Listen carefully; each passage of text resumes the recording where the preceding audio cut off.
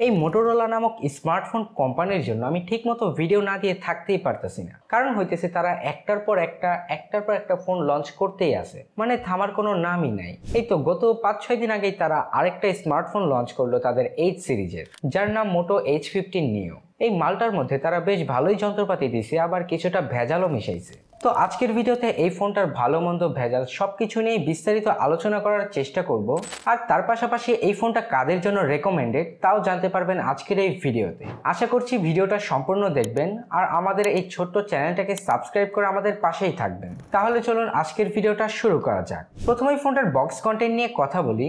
বক্সে প্রথমেই পাবেন স্মার্টফোনটা, সাথে কিছু ইউজার ম্যানুয়াল, একটা হার্ড কেস যেটার বিল্ড কোয়ালিটি বেশ ভালো, সাথে type C to type C charging cable, 68 ওয়াটের সুপার ফাস্ট চার্জার, আর সর্বশেষ পেয়ে যাবেন সিম কার্ড টুল। তো বক্সে অ্যাজ ইউজুয়াল যা থাকে তার সবকিছুই থাকছে। তারপর কথা বলা যাক ফোনটার লুকস অ্যান্ড ডিজাইন এবং বিল্ড কোয়ালিটি নিয়ে। ফোনটার ডিজাইনে কোনো পরিবর্তন থাকছে না। এর বিগত যতগুলো সিরিজ আছে তার প্রত্যেকটা ডিজাইনই প্রায় একই। এখানে ডিজাইনে নতুনত্ব আনলে বেশ ভালো হতো, কিন্তু তারপরও এই ডিজাইনটা দেখতেও খারাপ লাগে না। এর পাশাপাশি ফোনটার বিল্ড কোয়ালিটিও কিন্তু বেশ ভালো। ফোনটা ফুলি প্লাস্টিক বিল্ডের তৈরি, রেয়ার প্যানেলে ভিগান লেদার ব্যবহার করা হয়েছে, যার ফলে কোনো ফিঙ্গারপ্রিন্টের সমস্যা আপনারা উপভোগ করবেন না। তার পাশাপাশি এই স্মার্টফোনটা কিন্তু বেশ কম্প্যাক্ট অ্যান্ড হ্যান্ডি একটি স্মার্টফোন, যার কারণে বলা যায় আপনারা এক হাতে ফোনটাকে খুব ইজিলি ব্যবহার করতে পারবেন। এর থিকনেস হচ্ছে 8.1 মিলিমিটার এবং ওয়েট হচ্ছে 170 গ্রাম। তাছাড়া ফোনটাকে 4টা কালার ভেরিয়েন্টে লঞ্চ করা হয়েছে, আর ফোনটাতে থাকছে IP68 এর রেটিং, যার কারণে বৃষ্টিতে ভিজলেও কোনো সমস্যা হবে না।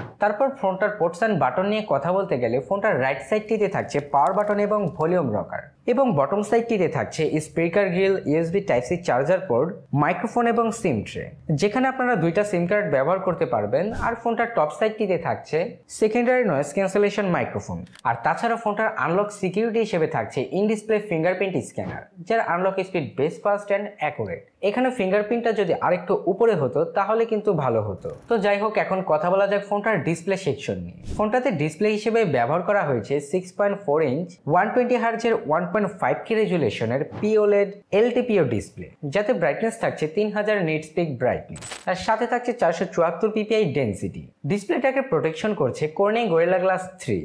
ডিসপ্লেটা কিন্তু দেখতে বেশ সুন্দর। এখানে ডিসপ্লেটার স্ক্রিন টু বডি রেশিও থাকছে 90.8%, মানে চিন বেজেল একেবারেই ন্যারো করা হয়েছে, যার কারণে একটা ইমার্সিভ ভিউ পাওয়া যায়। তার পাশাপাশি ডিসপ্লেটা 1 বিলিয়ন কালার সাপোর্ট করে, HDR10+ এর সাপোর্ট রয়েছে। তাছাড়া ডিসপ্লেটার কালার অ্যাকুরেন্সি কিন্তু যথেষ্ট ভালো, যার কারণে বলা যায় আপনারা কন্টেন্ট বা ভিডিও ওয়াচিং এর ক্ষেত্রে ভালোই পারফরমেন্স পাবেন। আর স্টেরিও স্পিকার থাকার কারণে তো সাউন্ড নিয়ে কোনো অসুবিধাই হবে না। ফোনটাকে যখন আপনারা আউটডোরে ব্যবহার করবেন তখন কিন্তু এর ব্রাইটনেস নিয়ে কোনো অসুবিধা হবে না, কারণ এখানে 3000 নিটস পিক ব্রাইটনেস ব্যবহার করা হয়েছে, যেটা ইনডোর আউটডোরের জন্য যথেষ্ট ভালো। ওভারঅল ডিসপ্লেটাকে ভালোই বলা যায় এই প্রাইস পয়েন্টে। এই ফোনটাতে চিপসেট হিসেবে ব্যবহার করা হয়েছে MediaTek Dimensity 7300, যেটা 4nm ফেব্রিকেশন বিল্ডের তৈরি। আর ফোনটাতে জিপিইউ হিসেবে থাকছে Mali G615 MC2 জিপিইউ। এখানে ফোনটার পারফরমেন্স আপনারা ভালোই পাবেন। ফোনটা থেকে day to day regular basis কাজগুলো আপনারা বেশ ভালোভাবেই করতে পারবেন। আর ফোনটাকে একটা ভেরিয়েন্টে লঞ্চ করা হয়েছে 8GB 256GB, যার র্যাম টাইপ LPDDR4X এবং স্টোরেজ টাইপ হচ্ছে UFS 2.2। এখানে যদি LPDDR5X এবং স্টোরেজের ক্ষেত্রে UFS 3.1 দিয়ে আসতো তাহলে কিন্তু পারফরমেন্স আরো বেটার পাওয়া যেত। তো যাই হোক, পারফরমেন্সের ক্ষেত্রে ফোনটা থেকে আপনারা ভালোই পারফরমেন্স পাবেন। এখানে day to day regular basis কাজগুলো মাল্টিটাস্কিংয়ে কোনো প্রকার অসুবিধা হবে না। ফোনটার আন্তর্জাতিক স্কোর প্রায় 6,62,000+।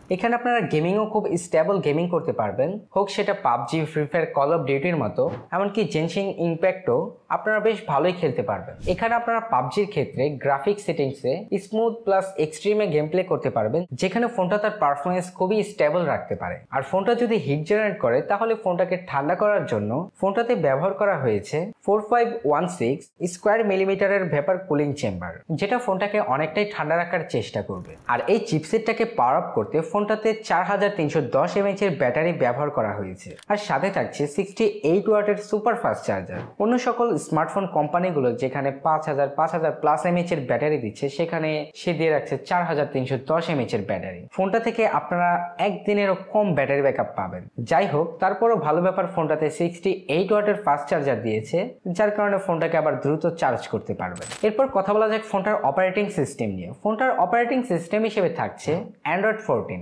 এবং ব্যাকএন্ডে থাকছে হ্যালো ইউআই। এই হ্যালো ইউআই নিয়ে নতুন করে কিছু বলার নেই, কারণ আপনারা সবাই জানেন যে হ্যালো ইউআই কিন্তু বেশ স্মুথ অ্যান্ড ক্লিন একটা ইউআই। তো সবশেষে এখন কথা বলা যাক ফোনটার ক্যামেরা সেকশন নিয়ে। ফোনটাতে ট্রিপল ক্যামেরা সেটআপ ব্যবহার করা হয়েছে, যার প্রাইমারি সেন্সর 50 মেগাপিক্সেলের, যেটি মূলত সনি LYT 700C সেন্সর, আর সাথে থাকছে OIS।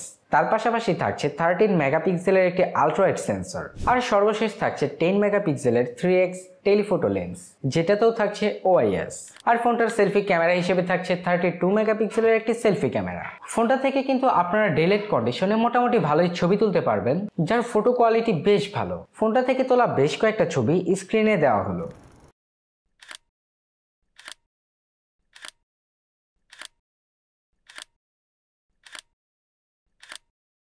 আর ভিডিওগ্রাফি নিয়ে বলতে গেলে ফোনটার সামনে পেছনে দুদিকের ক্যামেরা থেকেই আপনারা 4K 30 fps এ ভিডিও রেকর্ড করতে পারবেন, যার ভিডিও কোয়ালিটি বেশ ভালো। এখানে OIS থাকার কারণে বেশ ভালো একটা স্টেবিলাইজেশন পেয়ে যাবেন, যার কারণে এই ভিডিওগুলোকে আপনারা কাজে লাগাতে পারবেন। তো যাই হোক, এখন কথা বলা যাক ফোনটার প্রাইস নিয়ে। এই ফোনটাকে যখন বাংলাদেশের মার্কেটে লঞ্চ করা হবে, এই ফোনটার প্রাইস হতে পারে 34 থেকে 35,000 টাকার আশেপাশে। তো বন্ধুরা, আজকের ভিডিওটি এই পর্যন্ত। এই ভিডিওটি ভালো লেগে থাকলে লাইক, কমেন্ট, শেয়ার, সাবস্ক্রাইব করে আমাদের পাশেই থাকবেন। আর টেক রিলেটেড যে কোনো ইনফরমেশন পেতে আমাদের চ্যানেলটাকে সাবস্ক্রাইব করে আমাদের পাশেই থাকবেন।